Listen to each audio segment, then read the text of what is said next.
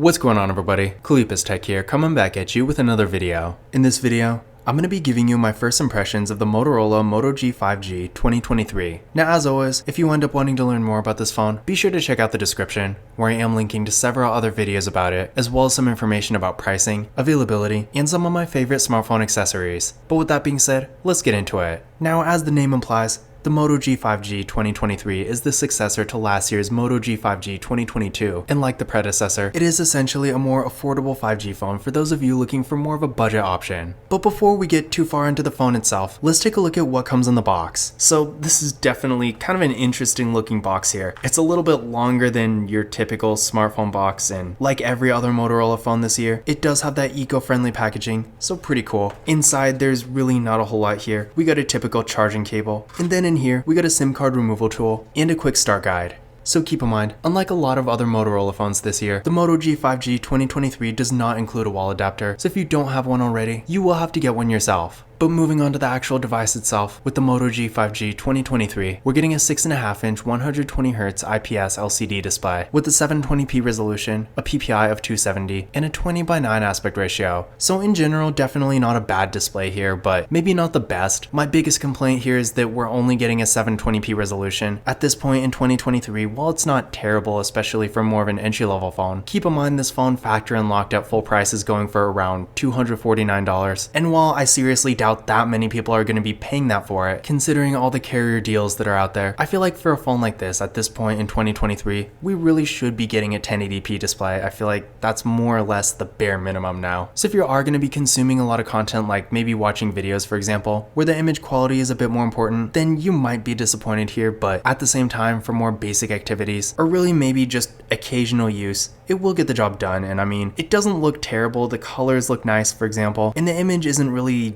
fuzzy or anything. So yeah, if you're really not going to be on your phone a ton, and maybe you're just watching the occasional video, maybe going on social media every now and then, again, it will get the job done. But if consuming content is really the center of what you do with your phone, you might want to consider getting something with a slightly better display. For storage, with the Moto G5G, we're getting 128GB of internal storage with microSD card expansion, so definitely a pretty good amount of storage. Now keep in mind, if you get it through a carrier, depending on which carrier, the storage could be different, but this phone in my hand is factory unlocked, and it does have 128GB, which again, in general, especially considering this is more of an entry-level device, I do think this is a pretty good amount of storage. Sure, it's not as much as like 256, but I feel like most people looking for an entry-level device like this are probably not going to fill it up. And even if you do come close, maybe you have a lot of photos and videos for example, again, this phone does support microSD card expansion, so that will make a difference too. For security features, with the Moto G5G, we do get face unlock and a fingerprint scanner right here on the power key, so of course always a great spot for a fingerprint scanner. Let's give it a try real quick. There we go, one more time.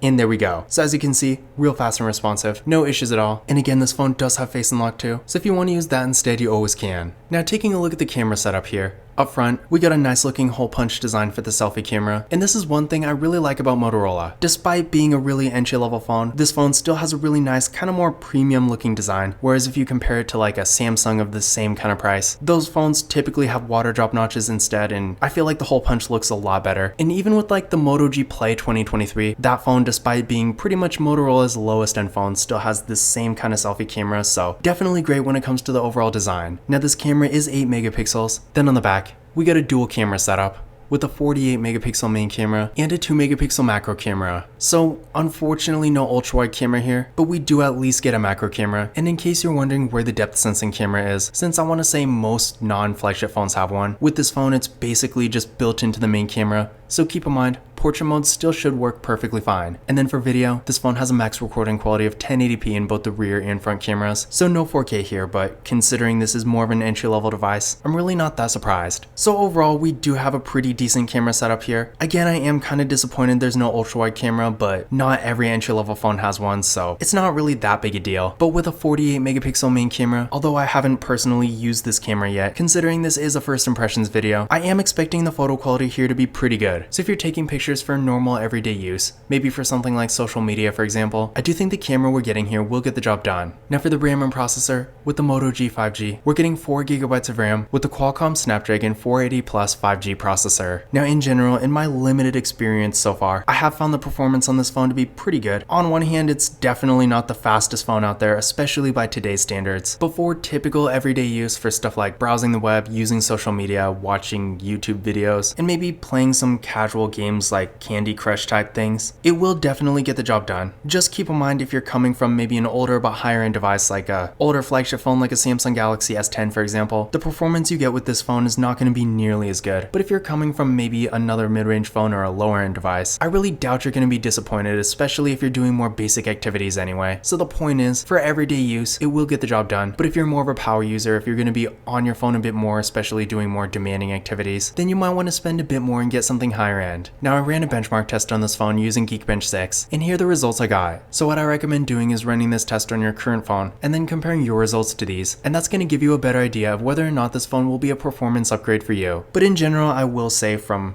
running this test on a bunch of different phones over a long period of time, I would say in general these scores are definitely not bad, but not really exceptionally impressive either. It's pretty much average for an entry-level 5G phone, so on one hand, really nothing special. But on the other hand, if you're looking for something for more basic activities, the experience you get is not going to be any worse than any other phone like this. So for most people looking for an entry-level device, the performance should be plenty good enough. For the battery, with the Moto G5G 2023, we're getting a 5000 mAh battery that also supports 15W fast charging, so in general, a great battery here. The fast charging may not be the best, but in my experience so far, the charging speed has been at least decent. And of course, with the 5000 mAh battery, you are going to get great battery life here. And on one hand, in 2023, I want to say for a phone like this, a 5000 mAh battery is not uncommon at all. In fact, at this point, I'm usually more surprised when a phone doesn't have one. But at the same time, if you're maybe worried about battery life, with this phone, just keep in mind you don't have to be, because the battery life is going to be great here. And of course, down the road, as the battery degrades, it is going to last for quite a while. So in general, if you're looking for a phone that you can keep for a longer time without having to replace, then at least when it comes to the battery, you're really not going to go wrong with this phone.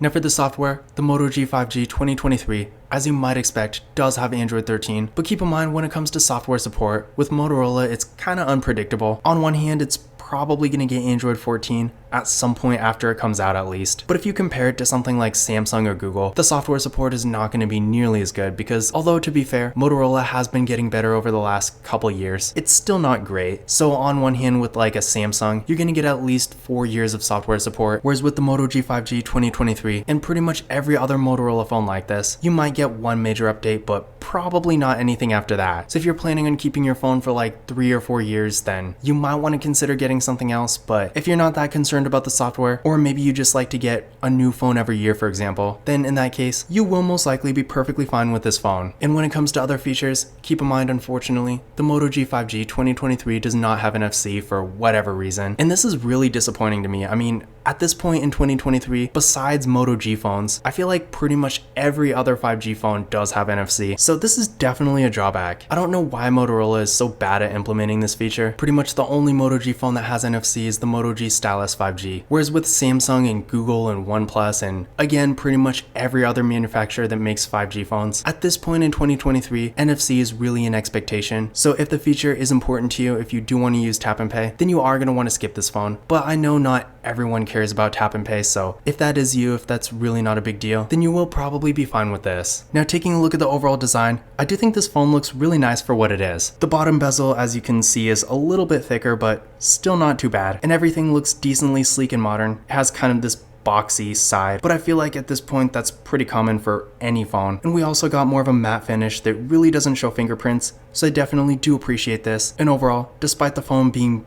pretty much made entirely of plastic, it does have a decent amount of weight to it, and the build quality feels really good too. On the left side here, we got the slot for the SIM card and microSD card. On the bottom, we got the headphone jack, microphone, USB-C port, and the speaker. On the right side, we got the power key, which again is the fingerprint scanner too. Volume down, volume up. On the top, we got the noise cancelling microphone, and then on the back, we got the camera, flash, and Motorola branding. So in general, definitely a really simple design, and again, I do think the build quality is pretty good, so for what it is, I really have no complaints here. But in conclusion, my overall first impressions of the Motorola Moto G5G 2023. Now, in general, there's nothing about this phone that really stands out a ton, but for what it is, I do think it does get the job done just fine. Overall, this phone is really not meant to be super impressive in honestly anyway. It's really just an entry-level 5G phone, so if you don't want to spend a ton of money on your phone, but you still want a decent camera, 5G connectivity, and a really good processor, then in that case, the Moto G5G will be a pretty good choice. And again, despite technically going for $249 factory unlocked at full price, most people are probably going to get this phone through a carrier for free or at least close to it. So if you get this phone for like